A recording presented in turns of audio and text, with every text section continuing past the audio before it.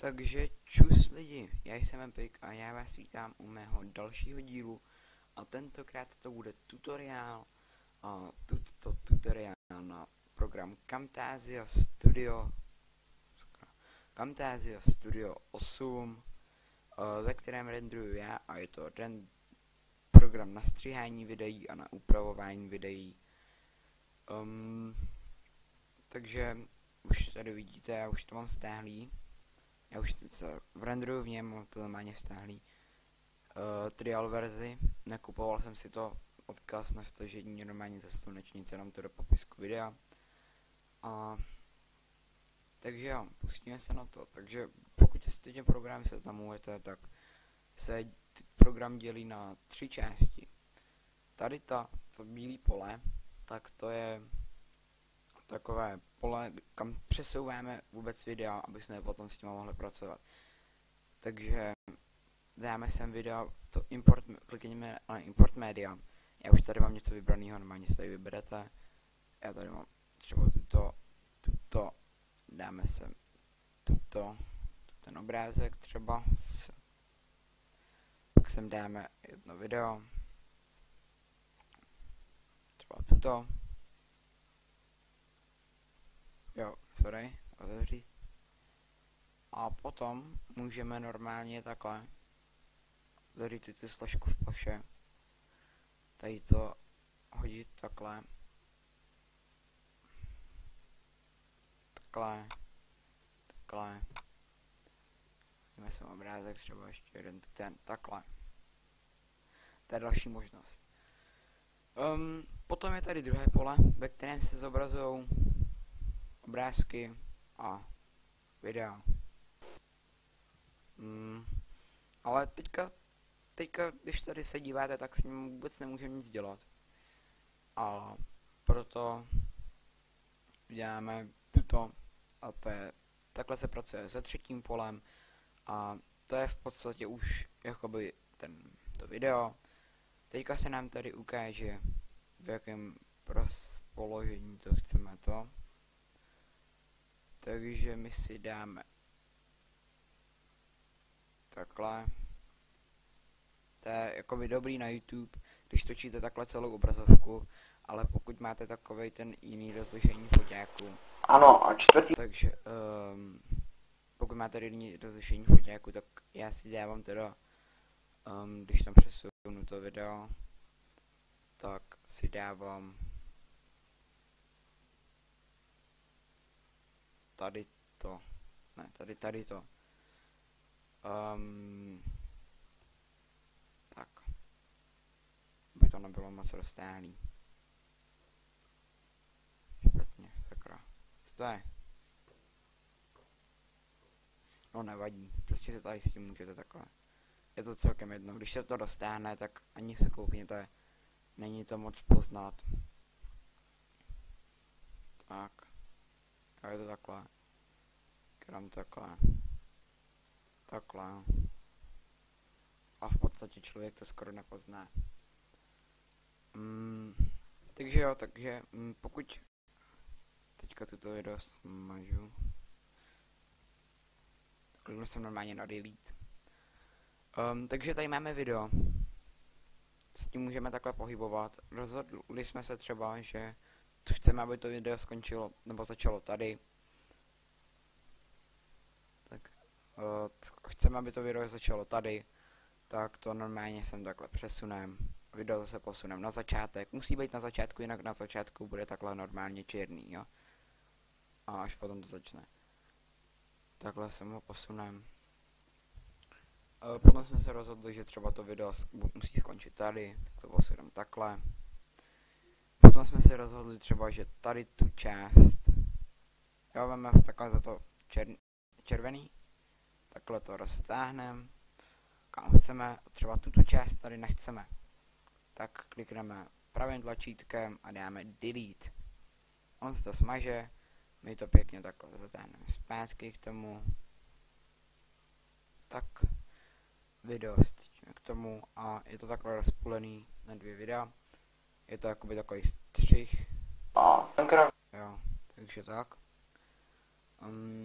Potom, pokud chceme, aby nějaký obrázek byl teďka tady třeba, tak ho sem takhle přesuneme, musíme na ten, ono už to tady není, ale musíme na ten křížek. To znamená, že se tam přidá nový track. A to vám teďka vysvětlím, jak je to s těma trackama. Ten 1, tak ten je úplně dole. 2 je vejš a prostě čím vyšší je to číslo, tak tím je to víc nahoře. Kdybyste tady měli, já nevím, miliardu obrázků a prostě ještě takový šipky, takovýhle věci, tak prostě čím vejš to bude, tím to bude jakoby na vrchu. A když chcete tu šipku třeba menší, tak, nebo když ji chcete někde ustřihnout, tak tam dáte, tak ji ustřihnete, ale prostě čím je to vejš, tak tím je to vidět víc. Když to dostanete to úplně nahoře na celou obrazovku, tak není vidět pod tím vůbec nic. Takže já to chci to obrázek třeba tady, ale chci, aby byl delší. Takže tak. Už je delší. Potom chci obrázek, aby byl jeden obrázek zatím. Třeba 2 obrázky zatím. A ještě jeden obrázek tady, ale chci, aby byl ještě menší, takhle. Kratší dobou, aby byl. Takže tak. Teďka dostáváme se semhle, co budeme potřebovat. Už tady nejde.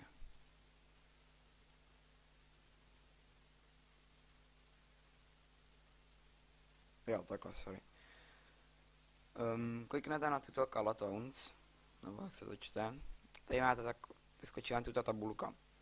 Si kliknete semhle, tady si vyberete, co chcete. Tady máte různé šipky, bubliny, kolečka, takovýhle blbosti. Takhle. A takhle to tady nastavíte, chceme to větší. Takhle dáme. Tady si zase nastavujete, kde to chce být. Takhle menší, větší. A tuto, takovýhle ty na konci a na začátku, tak to je, dívejte se semhle.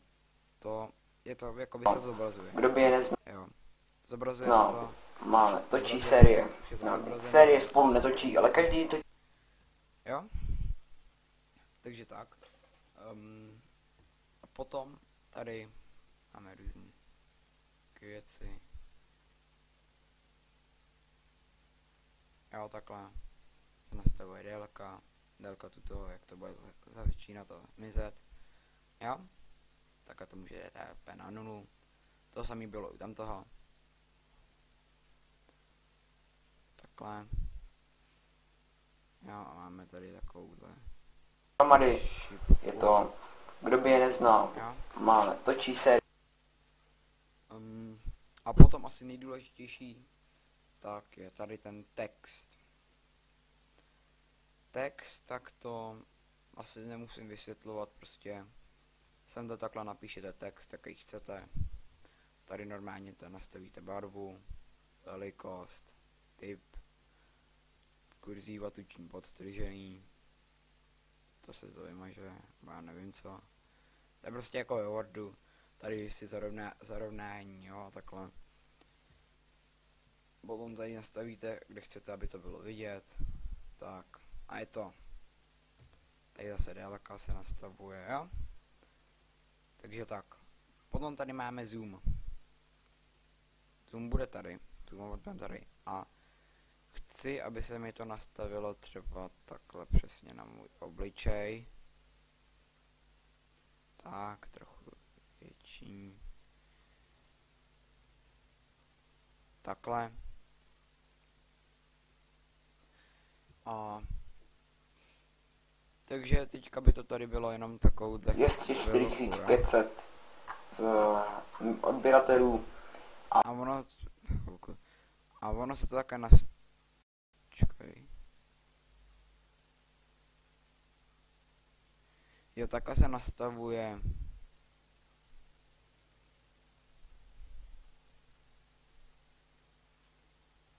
Jo, prostě takhle je zoom, 500 takhle to nastaví. z odběratelů a 30 milionů 43 tisíc zhlédnutí. Datum registrace 22.4.2011. Do konce videa. Takže tak. A tady nastavujete takhle dlouhý, jak chcete, aby to začínalo. Potom tady máme audio. Audio se tady nastavuje takhle zvuk, nahoru dolů. Já se to snížím úplně na minimum. Jo. A můžete i přes 100, jo. Je to potom dost slyšet. Takže tak, tady není nic zvláštního. Potom tady to asi bude nás zajímat taky. A to jsou přechody mezi obrázkama nebo videama. A tak si tady jich pár zkusíme. Tady to je, že třeba takhle se to bude rozšoupávat. Jo. Potom dáme nějak, třeba tu ten dáme sem. To je takhle. Pak dáme, já nevím, tady jsem třeba ještě neskoušel. Tu ten sem. Takhle, no. Takhle si s tím můžete normálně pohrát. Takže tak, teďka asi poslední věc. Je tady library, to clipbainet, to základní. Je tady library. A tady si můžete normálně jako takhle vybírat. Když chcete nějakou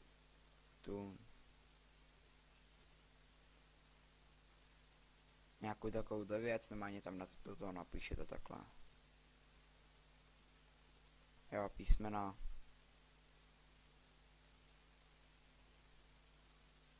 Takhle normálně, takhle přepíšete to. Tutorial. Tak, a máme tady takovýhle pěkný to, jo. Takhle si tady s tím můžete pohrát. Potom, jo, tady si toho, je tady toho strašně moc. Jo. Takovýhle věci prostě. Na to se koukněte. Ale potom tady jsou písničky. A pokud nechcete mít nějaký problémy s autorskými právy a nechcete je stahovat z internetu nebo kupovat, tak normálně takhle rozkliknete, tady si kouknete. Třeba takováhle. Třeba se mi líbí, tak to takhle přesunu. Je tady full song, což je úplně plný, celý song. Intro je to nejkratší, to je 14 vteřin nebo 15 vteřin. Long to je střední, medium to je... No já nevím, prostě si to podle toho času. Je to jedno, potom to normálně ten song takhle. Dáme třeba tu ten sem. Tak ho, Ježiši Kriste, to je zase dlouhý. Ale to proto, aby to takové nebylo předbětečně dlouhý, ale takhle to normálně stáhnete sem. Zpátky a je to. Takže tak, tady máte těch písniček, je tady taky dost docela. Takže tak. Potom jsem ještě zapomněl říct, že Camtasia taky nahrává video. Což teda o zkoušení nemám, ale můžeme to teďka vyzkoušet spolu. Je takhle. Klikněte tam record stream, takhle rec. F10 stop. OK. Teďka se to nahrává asi teďka se to nahrává v Camtasii. A když zmáčknu F10, tak se to vypne. Jo, OK. Teďka se to nahrává asi v teďka se to nahrává v Camtasii. A když zmáčknu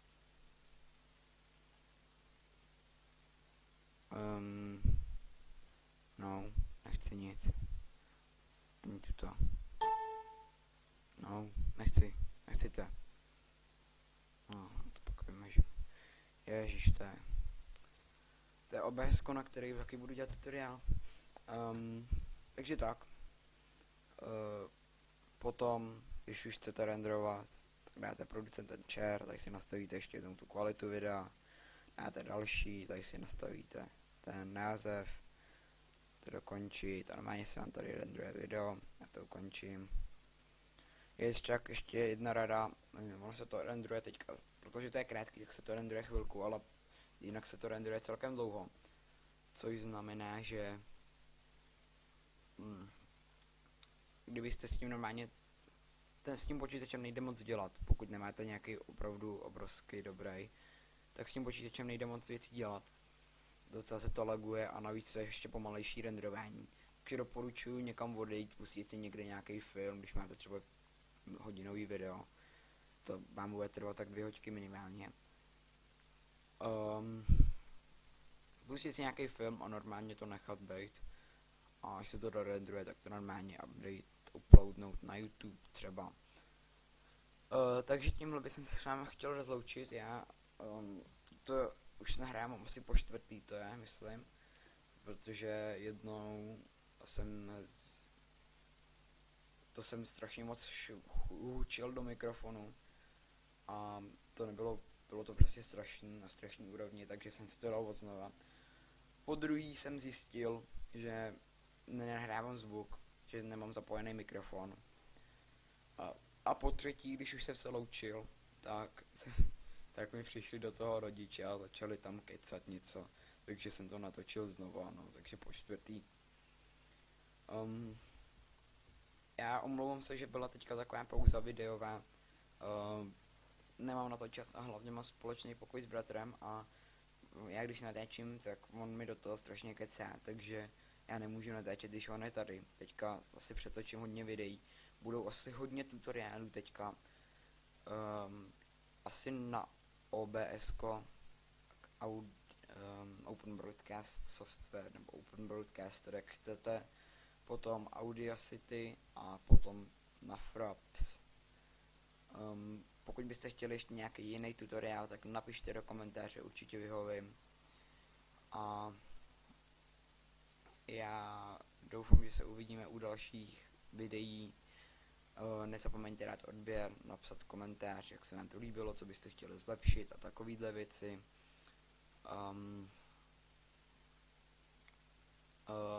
Takhle, no.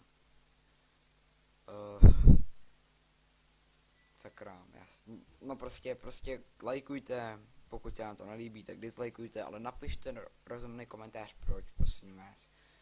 Budu za to opravdu moc rád a